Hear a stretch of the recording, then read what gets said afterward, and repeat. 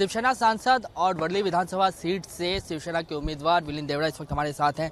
Sir, Chhath पूजा का दिन है, आप जो है वर्ली के जामुरी मैदान में आए हैं, क्या कुछ जो है वो संदेश देना चाहते हो उत्तर भारतीयों को? देखिए, मैं सबसे आपके माध्यम से मैं पूरे देश के उत्तर भारतीयों को बहुत बहुत शुभकामनाएं देना चाहूँगा छठ पूजा के लिए। और सूर्य देव और छठी मैया से हम यही प्रार्थना करते हैं कि उनकी कृपा से लोगों की जो भी सपने हों, जो भी आकांक्षाएं हों, वो आकांक्षाएं पूरा हो जाए। मैं यहाँ वर्ली के उत्तर भारतीयों की ओर से हमारे आज के कार्यक्रम के व्यवस्थापकों का बहुत बहुत अपने दिल के गहराइयों से आभार व्यक्त करना चाहता हूँ। हमारे संतोष पांडे जी है, हमारे जितेंद्र झा जी है, दत्ता नरवनकर जी है, कि हर साल बड़े पैमाने पे जाम्बोरी मैदान जैसे जगह पे छठ पूजा आयोजित करना बहुत छोटी बात नहीं है, बहुत बड़ी बात है। और इसलिए मैं उत्तर भारतीय समाज के सभी लोगों की ओर से उनको बहुत बहुत धन्यवाद देना चाहूँगा। देखिए, वर्ली विधानसभा जो है वो हॉट सीट है, प्रतिष्ठा की लड़ाई है, त्रिशंकु मुकाबला है। आज राज ठाकरे भी इसी इलाके में रैली करेंगे।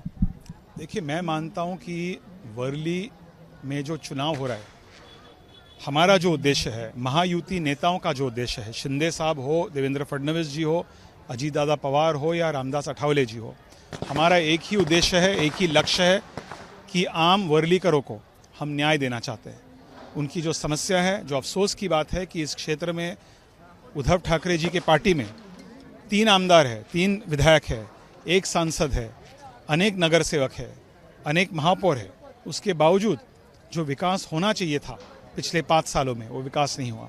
हमारी लड़ाई न्याय दिलवाने की लड़ाई है। मिलिंद सर, एक सवाल आपसे ये भी है कि लगातार ये कहा जा रहा है कि आदित्य ठाकरे के सामने कोई चेहरा नहीं था, इसके लिए मिलिंद देवड़ा को जो है वो उतारा गया, उन्हें बलि का बकरा बनाया गया, इस तरीके का कमेंट शिवसेना यूबीटी की तरफ से किया जा रहा है।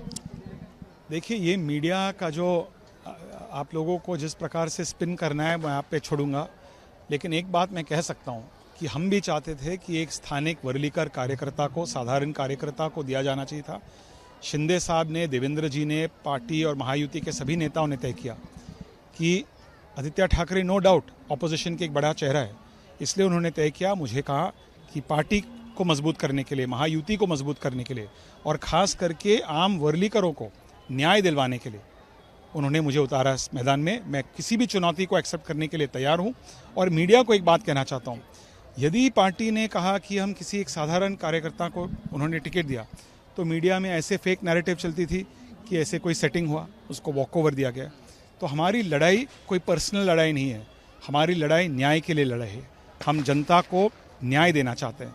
जनता को जो वादे दिए गए थे 5 साल पहले 2019 में कि वर्ली को हम A++ बनाएंगे, आज उनके आप घोषणा पत्र देखिए।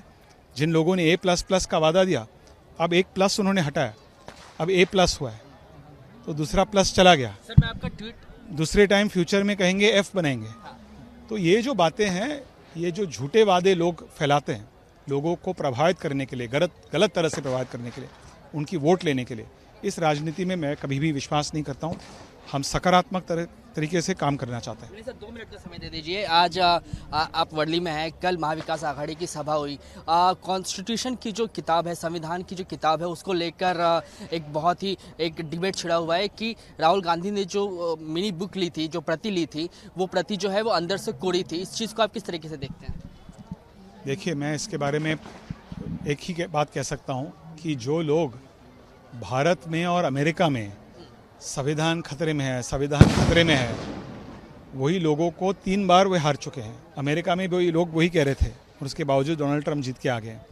भारत में भी मैं आज गर्व से कह सकता हूँ, जो लोग कहते हैं कि भारत की संविधान खतरे में है, भारत में लोकतंत्र खतरे में है, आज देश का एक साधारण चाय वाला जो रेलवे पटरी पर चाय बेचता था, दुनिया का सबसे बड़ा लोकतंत्र का प्रधानमंत्री है। इसका साफ मतलब है कि भारत का संविधान और भारत का लोकतंत्र मजबूत है। राहुल गांधी थे, उन्होंने 5 गारंटी जो है वो लॉन्च की है। उन कांग्रेस की गारंटियों को किस तरीके से देखते हैं, महाविकास आघाड़ी की गारंटी को किस तरीके से देखते हैं? क्या कांग्रेस की गारंटी, महाविकास आघाड़ी की गारंटी जो है, उनको सत्ता में वापस ला पाएगी? देखिए, उनकी गारंटी और हमारे काम में यही फर्क है।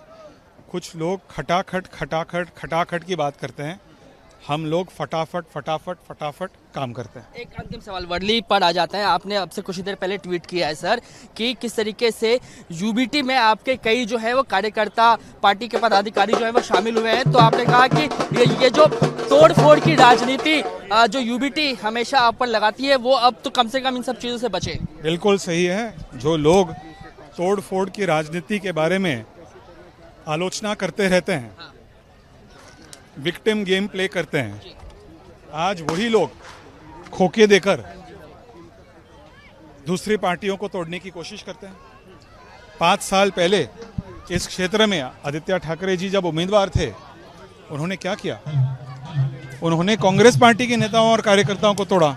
उन्होंने राष्ट्रवादी के मुंबई अध्यक्ष को तोड़ के पार्टी में शामिल किया, और उसके बाद वे आलोचना कर रहे हैं कि हमारी पार्टी को कोई तोड़ रहा है। ये देखिए, कोई राजनीतिक दल ये फैमिली ओन प्रॉपर्टी नहीं होती है, ये प्राइवेट एंटरप्राइज नहीं है, ये जनता की पार्टी होते हैं, और राजनीतिक दलों के माध्यम से हम जनता की सेवा करते हैं। ये किसी की बाप का या किसी के फैमिली मेंबर का पार्टी नहीं होता है। ये राजनीतिक दल जनता की पार्टी होती है, और हमें पार्टी के माध्यम से जनता की सेवा करना पड़ता है। धन्यवाद सबसे बात करने के लिए। कैमरामैन अनिल शिंदे के साथ Krishna Thakur, ABP news Mumbai. For exclusive and insightful videos, subscribe to our new channel ABP Live Premium.